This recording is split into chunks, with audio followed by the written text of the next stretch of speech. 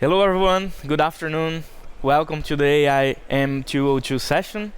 Today we are going to talk about how you can transform your development practices by applying some of techniques here and some generative AI to the way you do your day-to-day tasks as a developer, so that you have something you can operate and build your application more easily. My name is Rafael Ramos. I'm a Principal Solutions Architect on AWS. I'm part of the prototyping and cloud engineering team.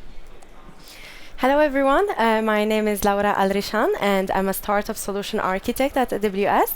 And today we will be giving you an introduction to Amazon Q, your new assistant and expert guide on building on AWS. So we will start with an overview about Amazon Q. We will talk about the capabilities of Amazon Q. Then we will demo some of those capabilities as a day in the life of a developer using Q. And then we will wrap up with a quick summary, and also we'll talk a little bit about the next steps and how you can get started. So I'm really excited to be able to dive deep with you on Amazon Q today, which was announced generally available 2 weeks ago. Amazon Q is a new type of generative AI-powered assistant that is designed specifically for work. So Q can be tailored to your business to have conversations, to generate content, and all of that can be connected to your internal data and expertise, which can be found in your internal knowledge bases, in your internal systems, and also in your internal code bases as well. And when you are using Q, you can use it to streamline some of the tasks that you do in your everyday work, but you can even use it to spark the innovation and creativity in your work as well. So Q has multiple areas of expertise to cover all the users and all the roles that you have within the company and the work that they do.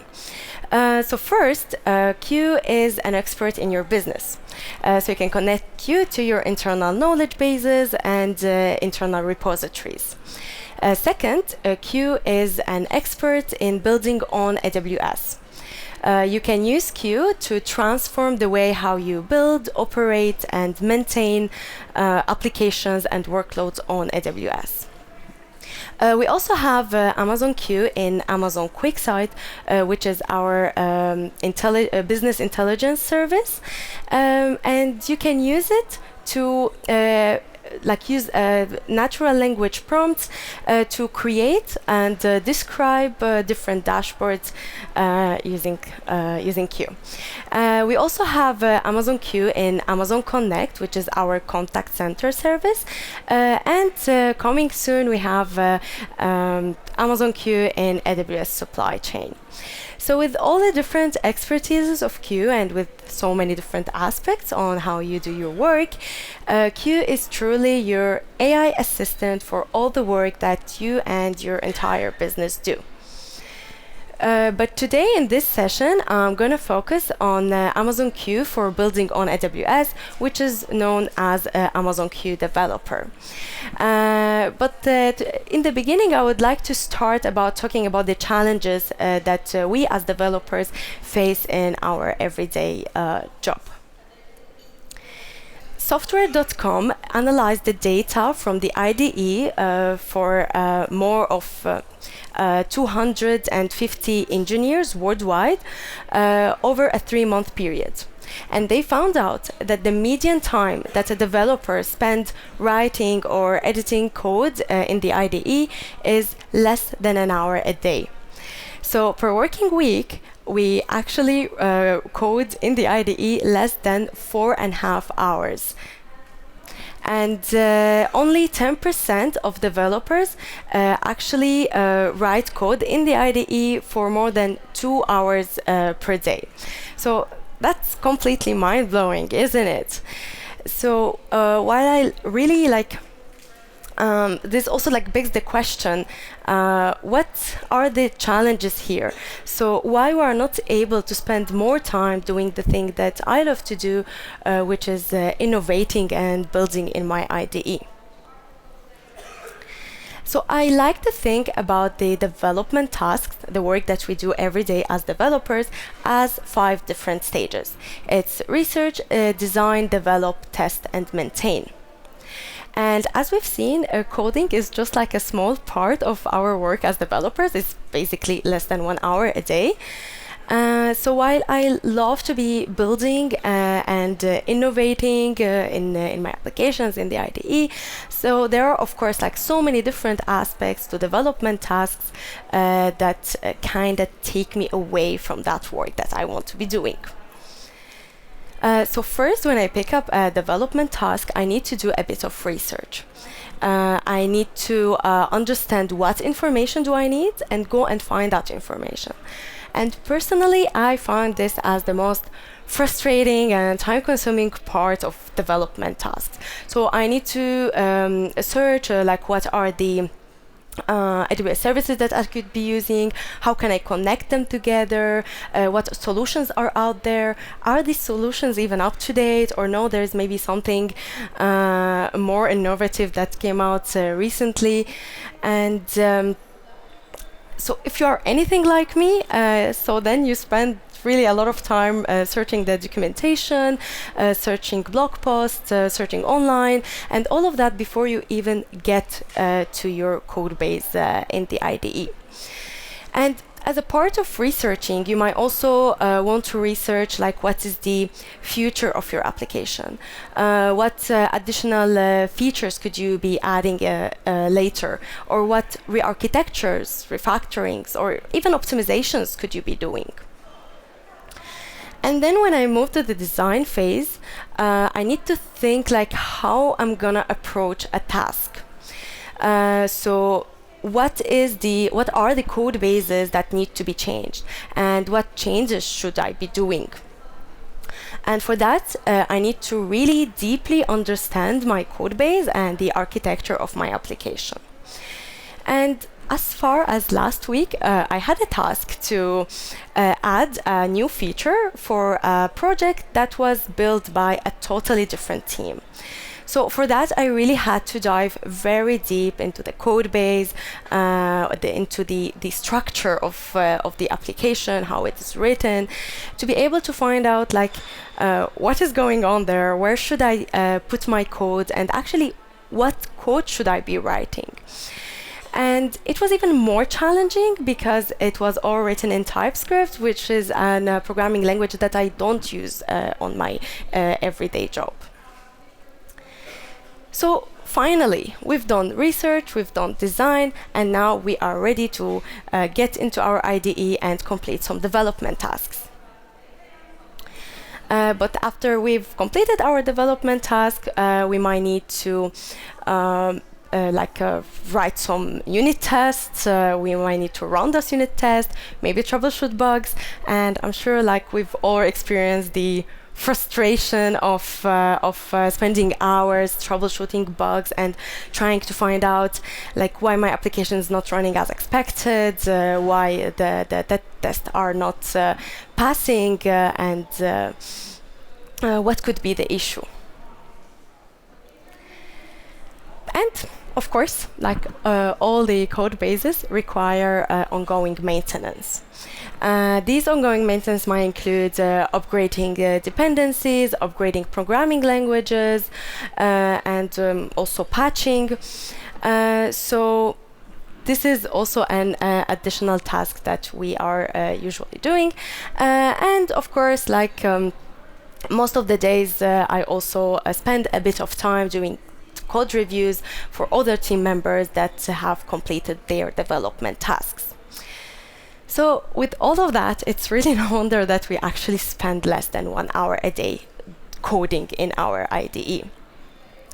But I believe that a huge shift is coming in the way of how we developers do our work day to day.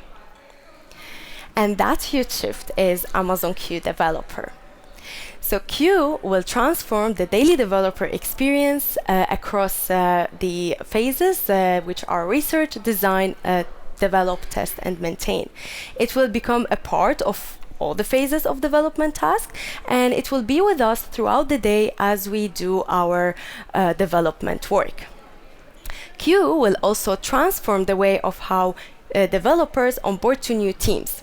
It will ramp them up and make them become productive faster. Q will also change the way how quickly we can build new applications or add new features to our applications, and it will even brainstorm with us what are those next additions that can be added. And because Amazon Q transforms the way you do your work, it is available where you do your work. So you might start your day using Q in the AWS console or on the AWS documentation website. Then you might move to be using Q in your IDE or when chatting with your team members in Slack. And you might finish up your day using Q to do code reviews for your teammates in Code Catalyst. This is why Amazon Q is available in the AWS console, on the AWS documentation website, and in the AWS mobile application. And it is available in the IDE. So it's available now in Visual Studio Code and the JetBrains family of IDEs. It is also available in Code Catalyst and in Microsoft Teams and Slack through AWS Chatbot.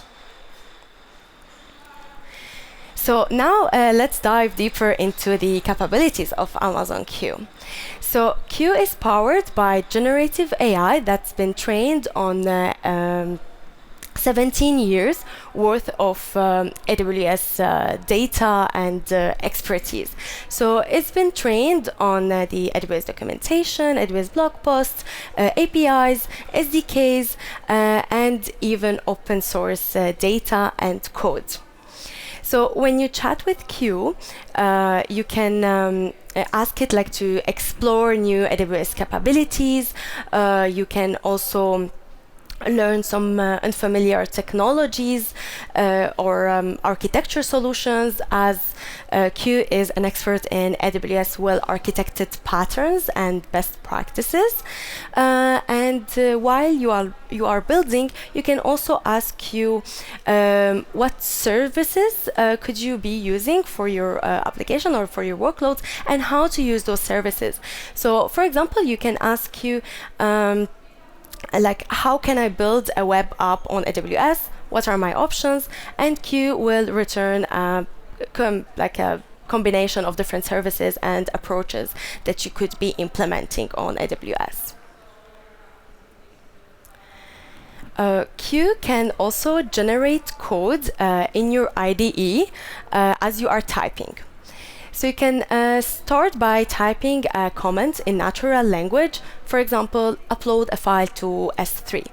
And Q will autocomplete using generative AI the entire function for you. And you can also chat directly in the IDE with Q. So instead of spending hours trying to explore a new code base, you can just simply ask Q questions about your code, about your structure, and Amazon Q will give you a summary explanation on what are your projects about and what's happening in your code base. You can also customize Amazon Q to refer your internal repositories to make those code suggestions even more relevant to your organization. With the Amazon Q developer agent for software development, you can go from a natural language prompt to a new application feature in just minutes. So when you ask Amazon Q in the IDE to add a new application feature, it will look through your code and it will look through your structure, and it will break down your prompt into implementation steps. And these could include updating or generating code across multiple files, generating unit tests, updating database schemas, and also integrating APIs, and much more.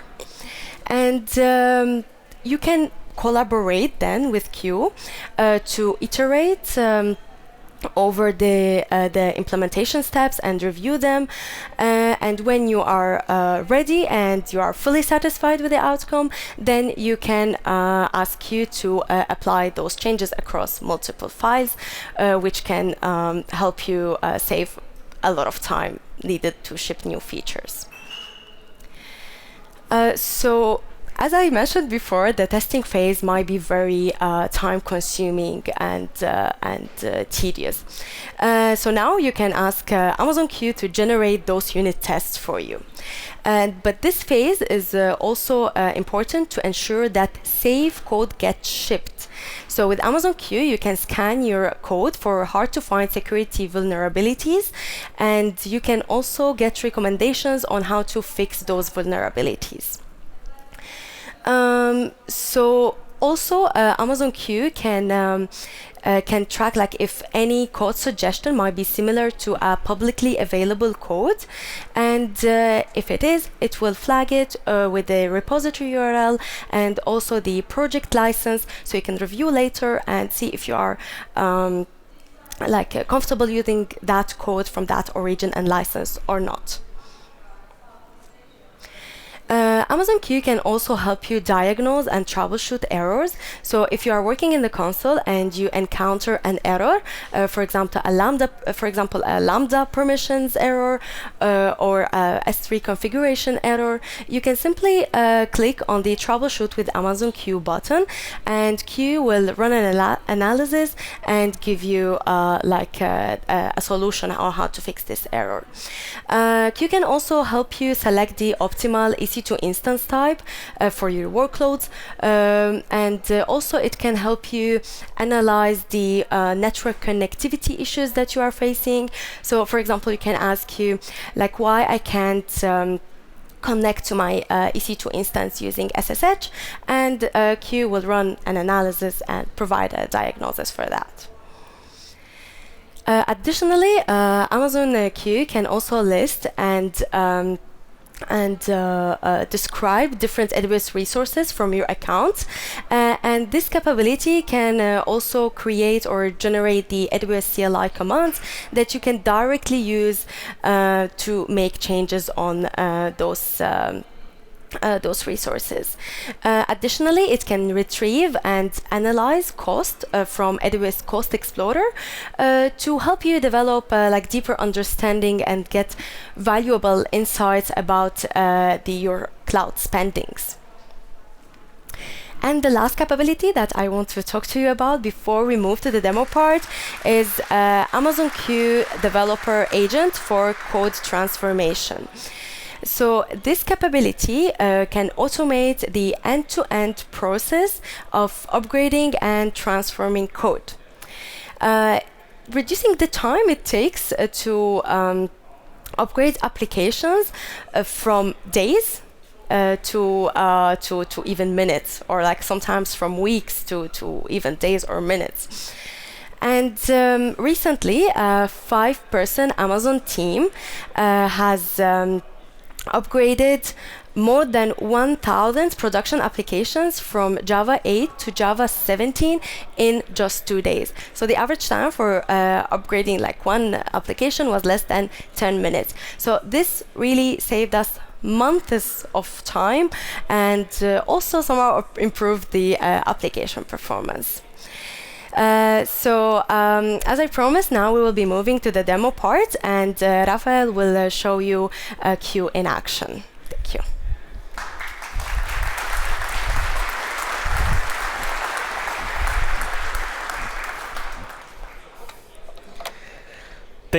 Thanks Laura for the nice intro. So, all right, let's see if I trust you or not. Let's try Q a little bit in action here in the IDE.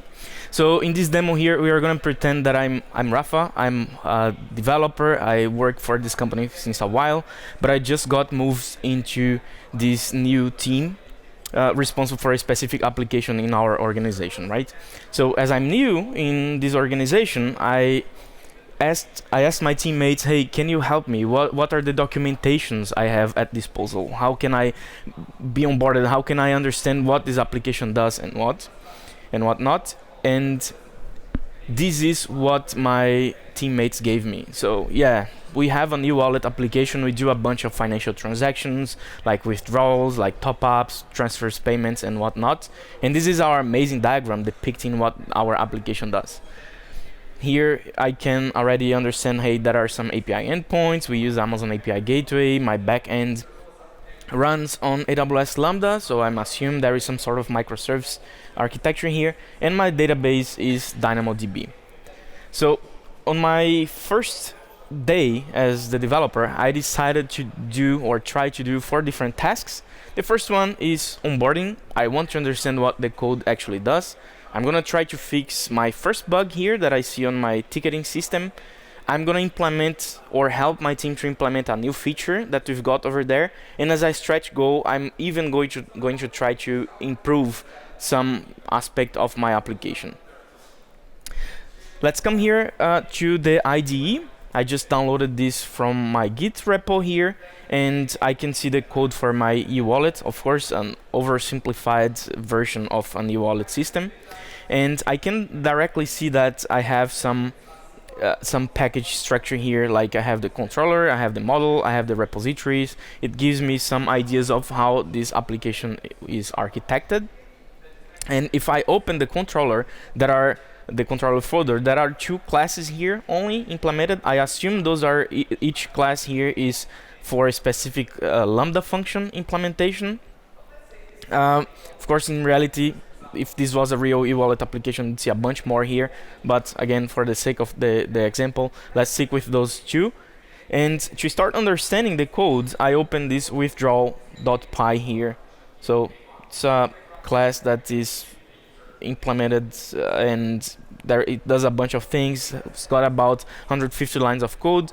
I could read that and try to understand what it does, but I could as well simply select everything, right click, send to Amazon Q, explain, and then Q start processing. What you see here is a plugin on my VS Code that is a plugin for Amazon Q that you can install, that authenticate and start using Amazon Q for free right away. So Q processed my piece of code and it gave me some digest of what it does, right? It's a Python Lambda function. It handles the withdrawal functionality for a new wallet application, so it assumed right what this application does. And it broke down this class into some areas here. So there are imports and utility functions.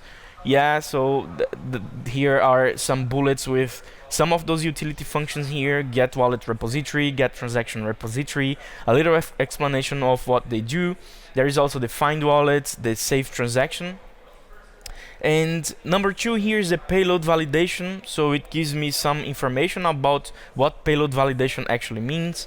Withdrawal processing, so that's the piece that it actually validates the business logic of that. So the Lambda handler function is the entry point for my Lambda function, which is triggered by an event, likely an API gateway request.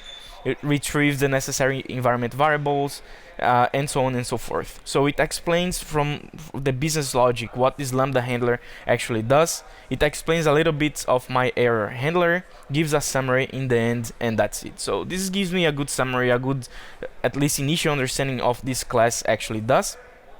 But I can deep dive here. I'm curious about the payload validation process. So I will ask it what kind of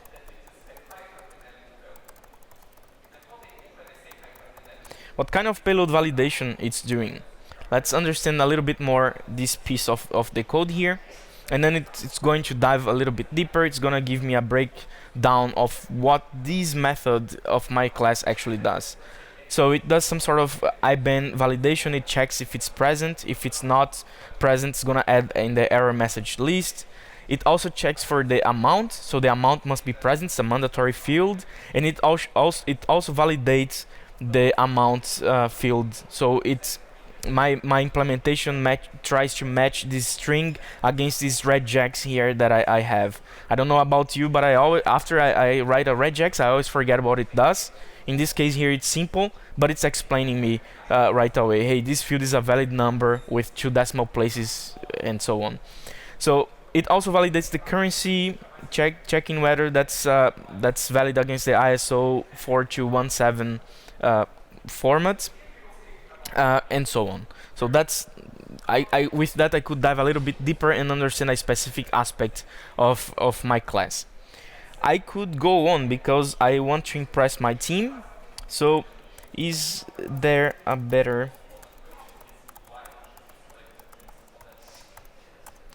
way to do payload validation here? So I can use Q also to help me improving what I've already got. So it gave me, yeah, maybe you can use a validation library like Pydantic. It gives me some code snippet here. It's a little bit broken. Separate validation logic. So instead of having everything here, I could break down and have a separated class with utilities that I can use, because hey, maybe validating IBAN amount and so on, more classes would be using that, and extracting this from this class to another would be a good idea. Or even use middleware or validation frameworks. In this case, I'm not using Flask, but yeah, I could use this kind of any sort of validation framework here to help me out. I could also, it didn't give me this, but I could extract using the middleware approach, could extract that to API gateway or something like this. So that's how I can potentially impress my team here, because I'm now better informed. Hey, I understand what this code does. I could dive a little bit deeper and understand what a specific method does, and I could go on and on asking more questions in case this method was more complex than what I have here, and I can ask how to improve my code, right? So coming back here, onboarding, that was my task done, and I'm gonna try to fix a bug.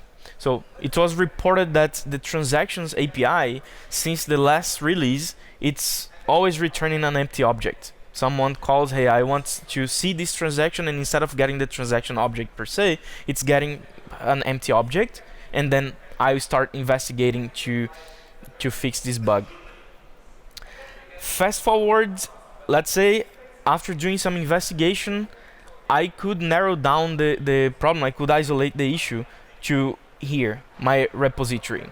So the way I interact with the database, because everything seems right in the other classes, but here in my repository that interacts with DynamoDB and should retrieve the transaction from the DynamoDB, from a DynamoDB table, it's always returning an empty object.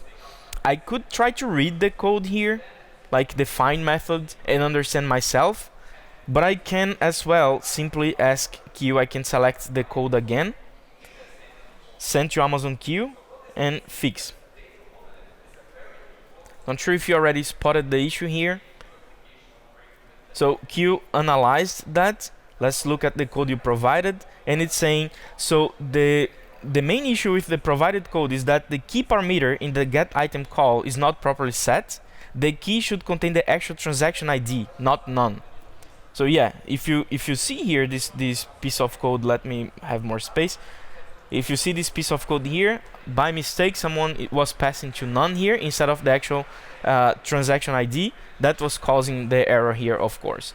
Q gives the corrected code to me. So I could come here, insert the cursor, copy this, do a tweak or two, and that's it. The bug would be fixed. It also gives some of the main changes it's done in this code. So the parameter is now passed correctly, and it also fixed something about the logger info. So it's using fstring format on the transaction. So it found that, hey, the way you're logging is not ideal. Let's replace to something different like this. Cool, but I don't want this error to happen again. So what I can do here is, can you create unit tests for this situation using AIM202.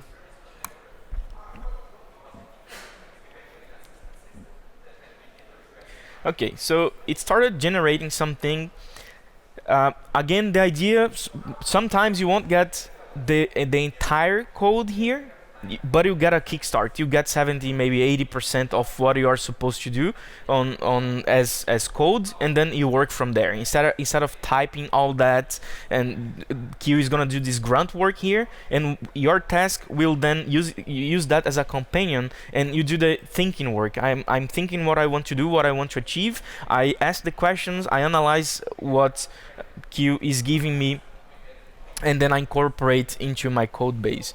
So it actually created some tests here that's actually using AIM202, as you can see. So test find transaction, it's mocking the DynamoDB table, it's creating the table, adding a new transaction there, and put item, and then after that it creates my DynamoDB transaction repository and tries to find. So now it's gonna validate whether this is if this bug happens again, someone adds this again, I have the correction for that. And I could add more. I could ask you to add more test scenarios here if I want to, or I could just insert that at the cursor, create a new class, copy this code, and add it as I wish. So Q, the idea is really to give you the kickstart for that. So bug fixed. Now I'm working on my team on this new feature. We want to be able to store the transactions into the database. Believe it or not, we don't have this functionality yet. The transactions are not being saved there, and I'm gonna implement that. So let's explore a different way to interact with Q. So I'm gonna stay here on my repository because that's gonna be my duty, my task here will be actually to do that. My team will do the, I don't know, the IAC, the Lambda function implementation, and so on. So if I'm comfortable just writing the code, typing, then I can just go ahead. I don't have to ask the chat to do, because it's quicker that when as I'm typing the code, I just tweak a thing or two, and I can benefit from the suggestions that Q gives to me when I'm actually editing the code, the inline suggestions from Q. So if I hit enter here, Q start processing that.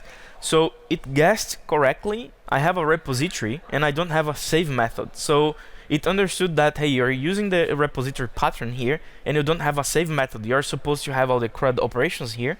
So maybe you want to implement the method save, and that's exactly what I want to do.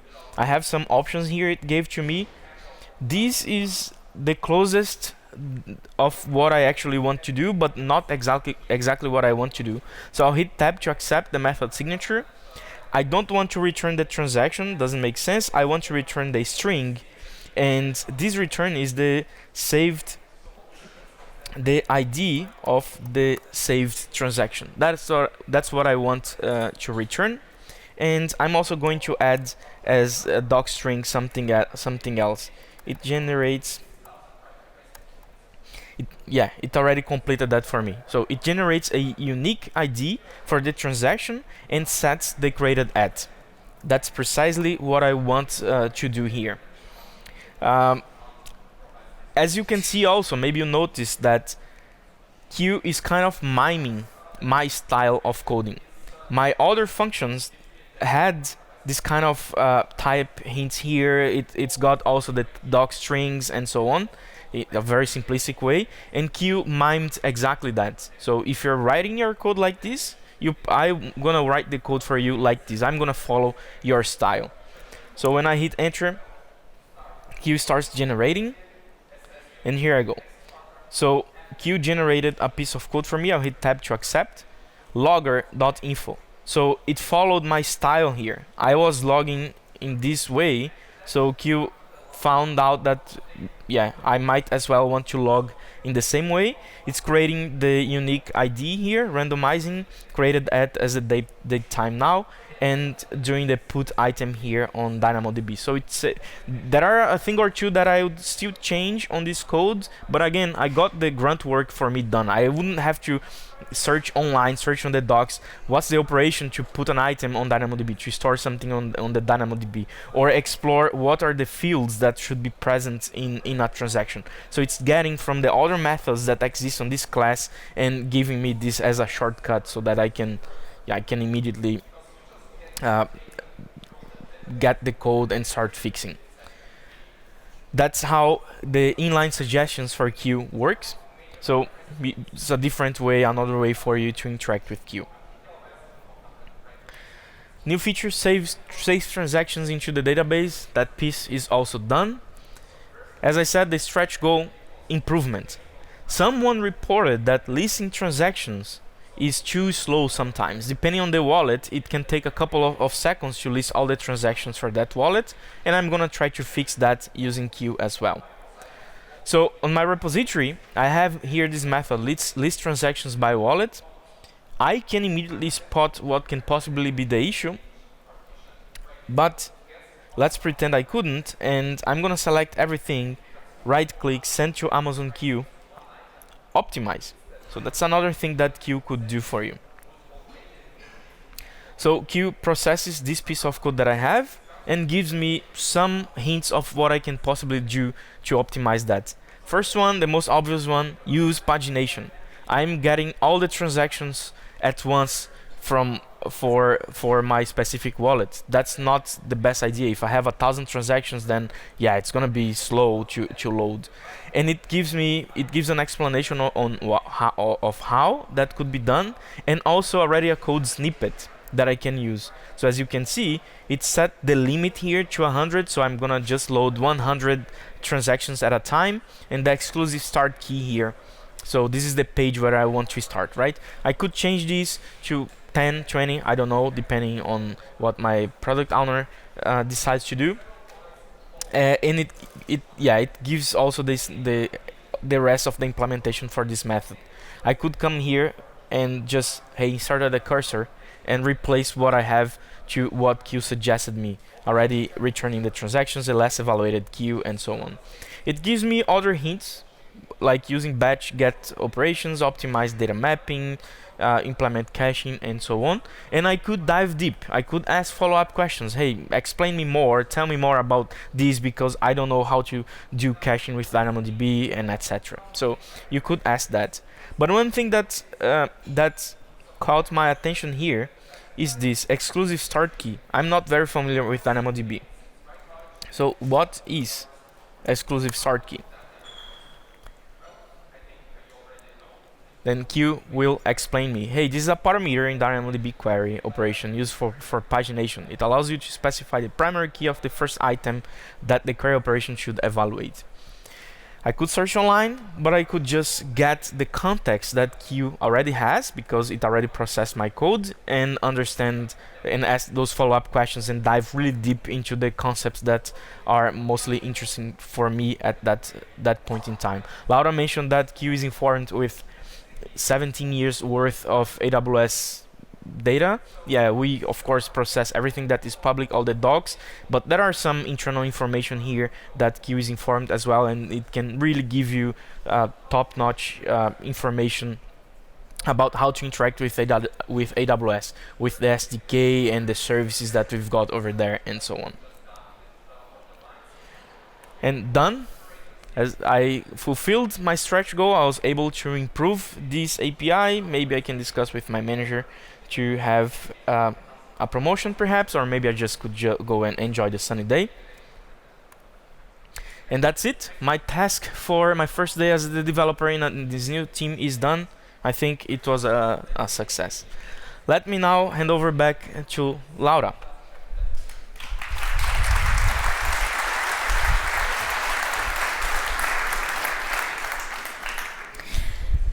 So thank you, Rafael. And as we've seen in the demo, Amazon Q was able to help Rafael across all the phases of his development tasks. So from research to design to actually generating the code to generating also the unit test, troubleshooting bugs, and also like maintaining and optimizing the application. So now let's talk a little bit on how you can get started with Q. So today we have Amazon Q Developer available in 2 different tiers to fit the needs of different users. So we have Amazon Q Developer free tier. So as the name states, it's free. And we also have Amazon Q Developer Pro tier, which comes for $19 per month per user. So with the free tier, you have access to most of the capabilities that we talked about today with some limitations. And with the Amazon Q Developer Pro tier, you have access to all the capabilities and also have access to the user and policies management capability as well. But you can use Amazon Q Developer Pro tier for free until the 30th of June. So it means until the end of next month. So I really recommend you go and try it out during this free period. So let me quickly summarize. So there are like Amazon Q has a lot of different use cases, but let's boil it down to the 3 key categories. The first use case is retrieving the technical debt at scale. Retiring, the technical debt at scale. And you can use Amazon Q to upgrade Java dependencies and Java code with the .NET capabilities coming soon.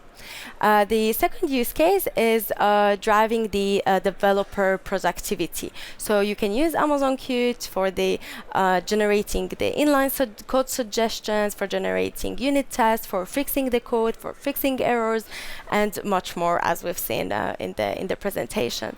And the last use case is improving the security.